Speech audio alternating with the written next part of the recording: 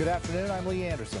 The city of Bend continues to combat the housing crisis being felt in many places nationwide. Noah Chast just met with the city's affordable housing director and joins us now with an update. Noah?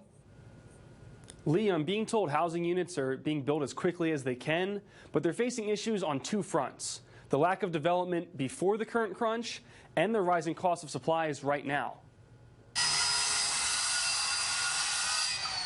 Construction crews are building homes all over Bend to try and meet demand amid a severe shortage of housing. Bend Affordable Housing Manager Rachel Baker says the crisis was expected before the pandemic. I think the underproduction of housing over the last 10 years has now reached a level that people cannot find housing. A recent study by the housing organization Up for Growth lists Bend as 30th in the country for a severe housing need, roughly 4,300 units short. I don't believe that their number is wrong, but their number could be an underestimate of the housing need in our community. However, Baker points out in that study, Portland is 17th in the nation and Salem is number 9.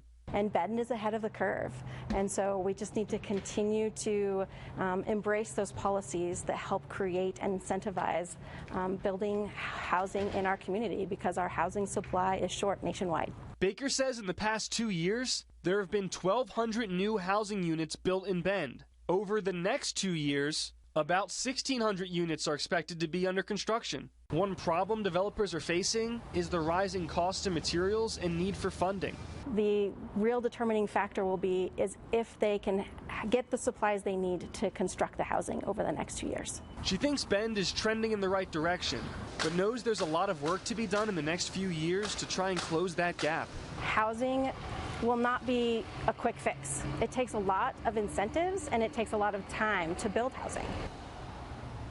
Baker notes the city has no way of tracking how many of the recently built units will become a landowner's second property or vacation rental. She says that's something the community will need to explore and create the capacity for the city to use. Lee?